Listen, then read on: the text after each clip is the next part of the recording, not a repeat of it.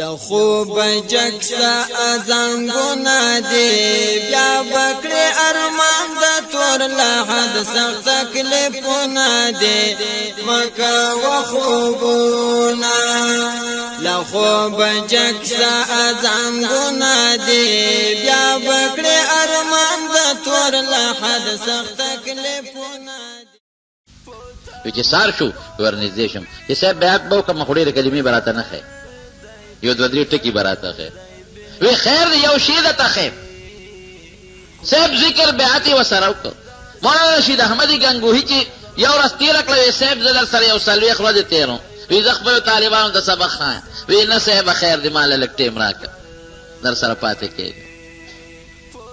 لږه یو پوټې غوندې د علم هغه لویوالی پکې و کبر پکې نو لوی شخصیات دي خو خامخا نو حاجي صاحب یو ځل ډوډۍ خوړه چې ډوډۍ خوړه دی ولا راغلی دغه مقام کې نو حاجي صاحب ته میوې هم پرتې وې روجې موجې پولو مولو دا قصې پسې پرتې وې نو دی ورسره کېناسته نو چې کېناست نو حاجي صاحب دال راواغېستل او په یو کاسه کې واچول او یو ډوډۍ ورسره کړه او مولانا رشید احمد صاحب ته رشید احمد وي دا هغه ګوټ کې کېن دا ډوډۍ وخوره اوس که بل مرید و که نه د دې زمانې مرید بشیر جان غوندې مرید وی به چې خط دې ته پیر وای په خپله غوښې خوري او مال یې دال راکړل په خپله لګیا دی او صاحب به دغه خوري روجې خوري او بریاني خوري او چرګان خوري او مال یې ډوډۍ راکړه او غاړې ته کېنه او دال یې راکړه دا پیري مریدي بیا په کار نه ده نن سبا خو تکړه هغه پیر دی چې خشته لنګر چلی مریدان د هغه پیر ډېر صفتونه کوي تاسو تپوس وکړئ که مرید به د هغه پیر ډېر خشته لنګر یې دی ډېر مزېدار غوښې دي سرې کړي دي پکې هلکه ته ډوډۍ نه دی او د ډوډۍ دپاره پیري مریدي کې هوټل والا نه بیا وکړه بیعت د هوټل والا نه وکړه هغه ډېر شیدونه پخوي ډېر خشته لنګر ډېر سپېشل او ډېره زبردسته ډوډۍ ده او مزېدار تیکي دي پکې او صاحبه خوراکونه دي پکې نو زه هم که تیکو والا نه بیعت کوې نو پېښور کې تیکو والا ډېر دي هغې نه بیا وکړه معیار د حقانیت د زړه باطن دی صفایي ده کبر پکې نی غیبت پکې نی او الله یادوي او چې ته ورته وګورې او تا ته الله یاد کړي اولیاء څوک دي نبي علیه السلام فرمایي هغه خلک دي چې دي ولیدلی شي الله ورته یاد شي نو که داسې دې زمانې پیري مریدي وایي چې په تندر دې لګي دا په خپله مال یې دال راکړلو نو یې ډوډۍ لاس کې راکړه او په خپله لګیا دي پولو نه خوري غوښې خوري چرګان خوري خوا مولانا رشید احمد ګنګوهي غاړې ته کېناسته چې ډوډۍ وخوړله غوندې وی دې رشید احمد دلته راشه رانږدې یې کړ مولانا قاسم حاجي امدادالله صاحب لګیا یې د هغه مخکې هغه ښه خوراکونه خوري وی رشید احمد خفه نه شي ځان له مې کړې وی د دې دالو د ځان د ډوډۍ د خوراک هم قابل نه وي په کار دا و چې هغه مخامخ سپلو سره مې کېنولو چې دا مې در باندې سمولې خو یاره لږ رحم مې در باندې وکړې احسان مې در سره وکړه دال او ډوډۍ مې در باندې مې وخوړه د دې قابل هم ګورې او ته څه وایي وی حضرت وی زه د دې قابل نیم چې ستا د خانقاه او ستا د دې دربار د مریدانو سپلی سمې کړم د دې قابل نیم وی دا دې راباندې لوی احسان وکړه چې نوری ډوډۍ دې راکړه او غاړه کې دې کېنولو ډوډۍ ته یې واخېسته او په شوټه پوی خوره بچې اوس بیا سره ته د دې قابل چې تا له زه د خپل خلافت اوس درکړم اقر ورځ باندې خلیفه کزا او زما په ګدی کېنه او چې څنګه ما مریدانو ته لګیا او بیعتونه کول تو زما په ځای کېنه او خلکو له طریقې ورکوه عجزه کې کمال دی مولانا رشید احمد ګنګوهي کوم ځای ته ورسېد یو ځل ناست دی اشراق مانځه دپاره ناست دی یو طالب راغی طالب شاته کېناست ادب دپاره شاته ناست دې مخکې ناست دی د مانځه په انتظار دی او طالب شاته کېناست ادب په خیال چې د ما استاد په شاته کېنم چې دا استاد زما ډسټرب نشي یعنې ذهن باندې بوج را نشي چې مولانا رشید احمد ګنګوهي رحمت الله علیه چې شی وګرځوله طالب شاته ناست دی طالب پاسېدو کېنه طالب پاسېدو وي نه به پاسې کېنه او د استاد امر دی طالب کېناسته مولانا رشید احمد ګنګوهي راغی طالب نه شاته کېناسته وایي چې څومره ساعت تا زما شاته ناسته کړی دومره به زه ستا شاته ناسته کوم ته خو د پیغمبر د حدیثو طالب ولې مې ستا خو ډېر لوی حیثیت طالب به پاسېدو وي خو پاسې دی ښه به نه کېنه څومره ساعت چې هغه ناسته کړو هغه شاته کېناست درس و یو ځل بارې درس کو باران شو چې باران شو طالبانو منډې کړې وی درس جی باران شو وی دی کوټې ته ځئ طالبانو کوټې ته منډې کړې کتاب ولې کتاب لن نشي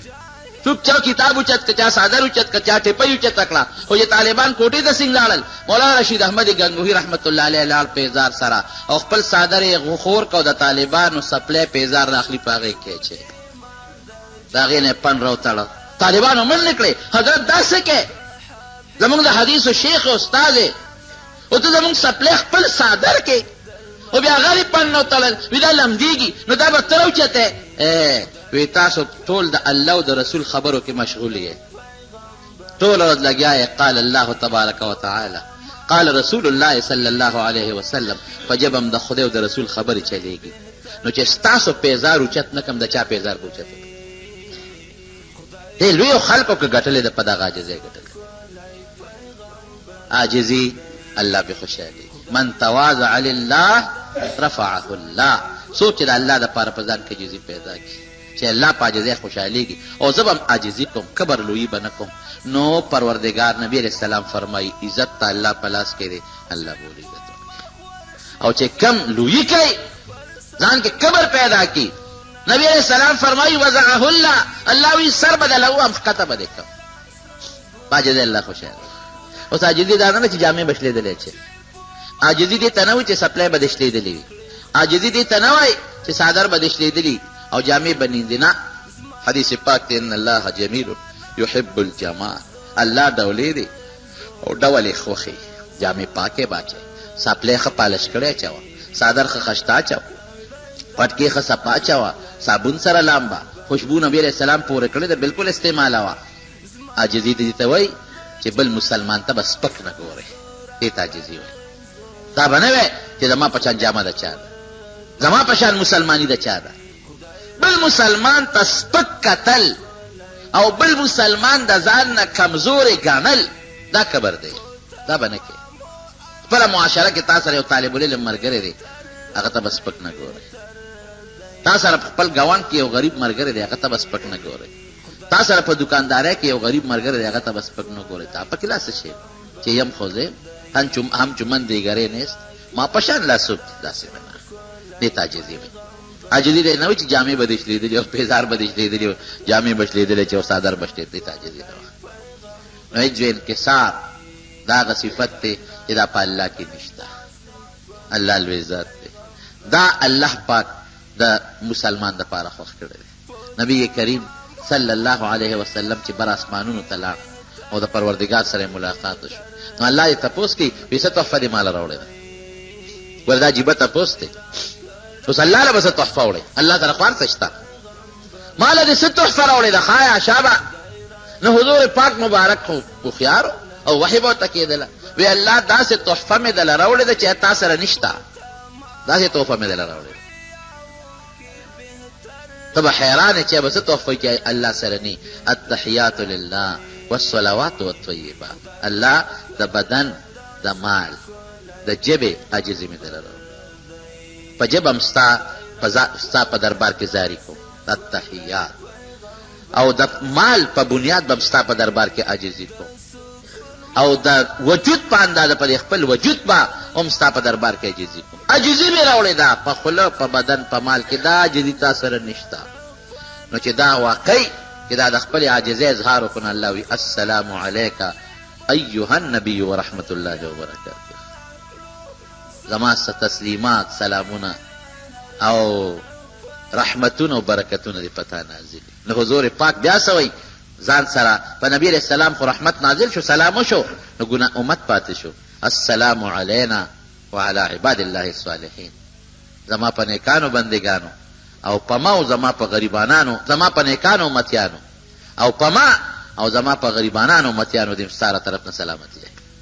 هغه د پیغمبر علیه السلام د عاجزۍ خبرې او د الله ذوالجلال هغه سلام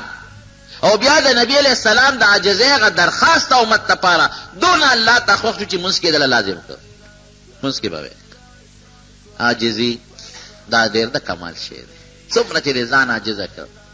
هغه همره به د الله خوښې او د دنیا نعمتونه دا د الله سره دي ګورې بنده سره نه دي وما بكم من نعمة فمن الله څومره نعمتونه دي که مال دی که دولت دی که روغ صحت دی دا ټول د پروردګار سره دی نو عاجزي به کوو لویي به نه کوو لوی به خدای ګڼو ځان به عاجزه ګڼو چې عاجزي دې پیدا کړه. ګوره سجده په مانځه کې وایي دا د عاجزۍ نښه ده. څومره چې تندې په خاورو کې راښ کړه دا د عاجزۍ نښه ده. دا رکوع چې کوې دا د عاجزۍ نښه ده. دا دواړه لاسونه چې په سینه باندې تړي دا د عاجزۍ، ځان ته خپلې زولنی تکړی دی واچولی دا د عاجزۍ نښه ده. او چې دا ټیټېږي او دا تحیه شکل ټول د عاجزۍ، مونځ ټول عاجزي ده. حج چې کوې ګوره دوه څادرې دې واچولې او خپې دې بربنډې کړې او سر دې سرتور، دا ټول د عاجزۍ نښې. عبادت هغه عبادت دی چې په هغې کې عاجزي وي، او چې عاجزي پکې نه او کبر وي نو هغه عبادت نه دی. نو خدای پاک دې په مونږ کې تواضع پیدا کړي. الله دې مونږ د کبر نه وساتي. ها دی وایي چې زموږ محله کې یو دوه زنانه بیمارانې دي، الله تعالی ته وله شفا ورکړي. خدای چې څومره مریضان دي الله ټولو مریضانو له شفا ورکړي. الله که څوک تندرسته قرضداران یې قرضونه اخلاص کړي. الله مونږ د دنیا او د آخرت د فتنو نه په امن کې وساتي. خدای د کبر نه مو ساتي، د لویۍ نه مو ساتي. خدای زمونږ ګناهونه مونږ ته معاف کړي. الله زمونږ ګناهونه مونږ ته معاف کړي. الله زمونږ ګناهونه مونږ ته معاف کړي. الله ته زمونږ نه راضي شي. په دواړه جهان هم خیر نصیب کړي. د رسوایۍ او د ذلت د ژوند نه مو ساتي، او د حیا او د عزت ژوندګي نصیب کړي. آخر وخت کې به خدای دا کریمه نصیب کړي. لا اله الا الله.